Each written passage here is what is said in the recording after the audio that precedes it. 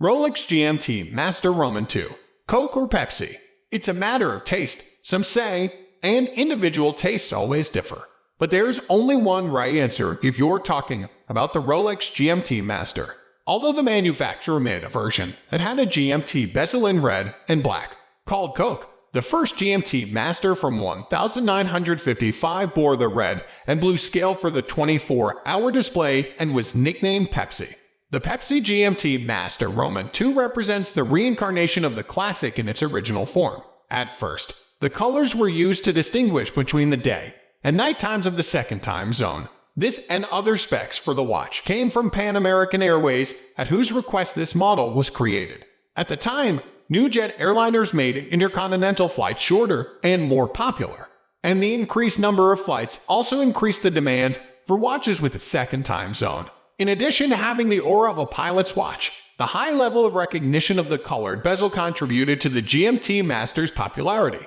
Rolex modified the Pepsi very cautiously until 2007, but then, when it introduced a ceramic bezel on steel versions of the GMT Master II, it became necessary to shelve the Pepsi. At that time, a two-color bezel made of ceramic appeared to be technically impossible, and the color red could not be created satisfactorily in this high-tech material. In 2013, Rolex solved one of these problems and the first two-tone ceramic scale appeared in blue and black. This very popular GMT Master II in steel became known as Batman.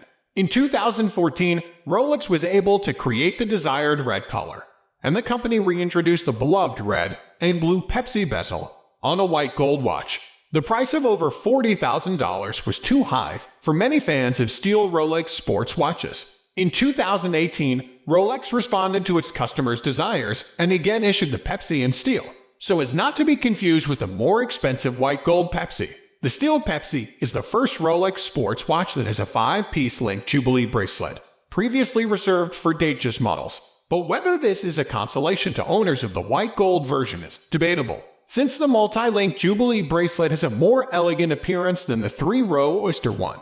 Rolex developed the Jubilee bracelet in 1945 for the Datejust, and the GMT Master has been available with this bracelet option since 1959. Like the Oyster bracelet on the earlier GMT Master II, the center links are polished while the outer links have a brush finish. We found the Jubilee bracelet to be very comfortable to wear.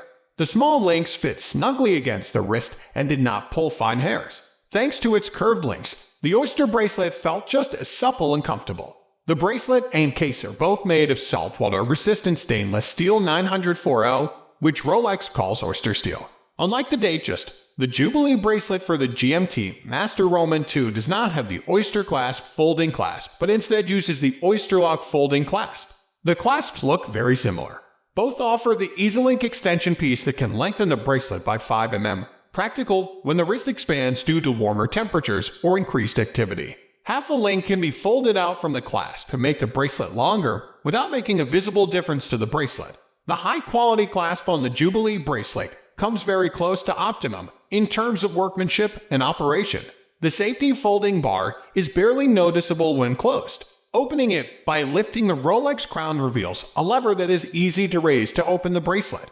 The winding crown is also simple to use. It must be unscrewed to wind the watch.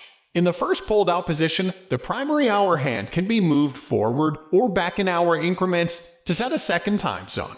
The date will advance accordingly in either direction. In the second position, the minutes hand can be adjusted. The 24-hour hand is best used for home time, or for pilots, the all-important GMT, with the hour hand showing local time. The GMT Master II is known for this function for travelers. Many other manufacturers only offer a quick adjustment function for their second time zone watches, which is less useful when traveling. Upon its launch in 1955, the Pepsi's bezel was made of plexiglass and the red and blue color and the white track were printed on the underside. From 1959 to 2007, Rolex produced a bezel in aluminum with colors created using an anodizing process. This was followed by a zirconium oxide ceramic track. Mineral pigments can be added to color the material, but there is no mineral pigment that can produce a saturated red color. After years of research, Rolex returned to ceramic with an aluminum oxide basis and added chromium oxide, magnesium oxide, and a rare earth oxide. This resulted in the red ceramic bezel we have today. For the blue color, half of the bezel is impregnated with a metallic salt solution prior to the sintering process. You can see the blue layer on top of the red background using a loupe. Sintering at 1600 degrees Celsius for more than 24 hours results in the final colors. However, because the scale shrinks slightly during this process, it must be milled into the proper shape.